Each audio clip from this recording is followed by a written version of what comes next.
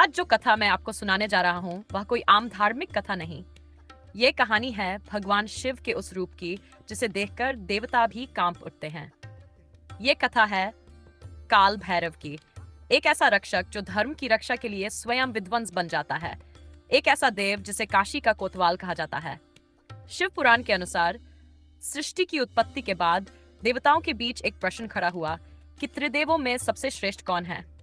ब्रह्मा जी जो सृष्टि के रचयिता थे, उन्होंने कहा, मैंने इस सृष्टि को बनाया है, मैं ही सबका आरंभ हूँ, इसलिए मैं ही सबसे श्रेष्ठ हूँ। शिव मुस्कुरा दिए, उन्होंने कुछ नहीं कहा। विष्णु जी ने भी विनम्रता से उत्तर देने की बजाय मौन धारण कर लिया, पर ब्रह्मा जी का अहंकार धीरे धीरे बढ़ता गया।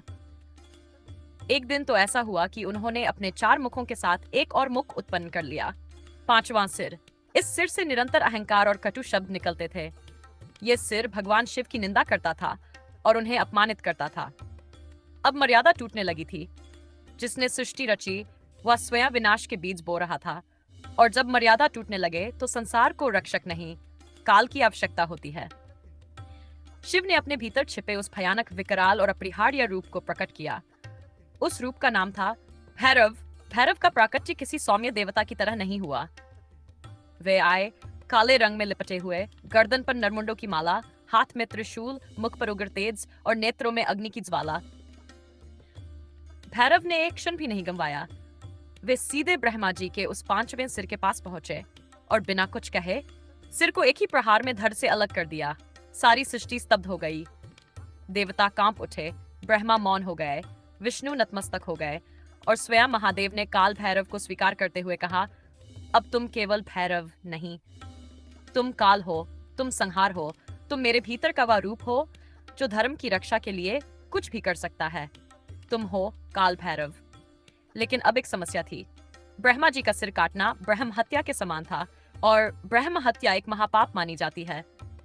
इस पाप के प्रायश्चित के लिए शिव ने काल भैरव को आज्ञा दी कि वे भिक्षाटन करें, दुनिया भर में भिक्षा मांगते फिरे और अपने कंधे पर ब्रह्मा जी के सिर को लटकाए रखें जब तक ये पाप धुल न जाए। भैरव निकले। पैरों में रुद्र गति थी, आंखों में तप और सिर पर पाप का भार। वे एक द्वार पर भिक्षा मांगते गए। देवता उन्हें प्रणाम करते, लेकिन कोई उनका पाप नहीं मिटा पाया। आखिरकार वे पहुंचे काशी।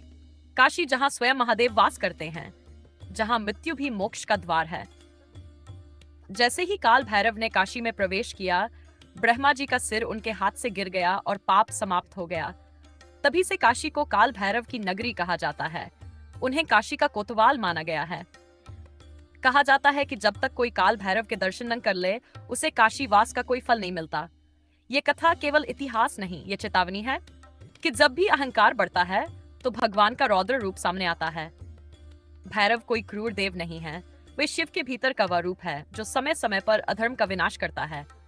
आज भी अगर कोई अपने जीवन में डर, दुख, शत्रु या बाधाओं से घिरा हो, तो वह काल भैरव की शरण में जाए, क्योंकि वह रक्षक है, संहारक नहीं। संहार के बाद के संवर्धन है। उनका नाम लेने मात्र से रोग, दिए, भय और शोक दूर हो जाते हैं, और उनकी पूजा करने वाला व्यक्ति कभी जीवन में हारता नहीं। अब मैं आपसे एक प्रश्न पूछना चाहता हूँ। क्या आपको लगता है कि भक्ति में भी मर्यादा होनी चाहिए, या भगवान का रौद्र रूप केवल पापियों के लिए है? अपना उत्तर नीचे कमेंट में जरूर दें, और यदि ये कथा आपके मन को छू गई हो तो कमेंट करें। जय काल भैरव। और ऐसी ही दिव्य और रहस्यमयी कथाएं सुनते रहने के लिए हमारे चैनल को अभी सब्सक्राइब करें और बेल आइकन जरूर दबाएं।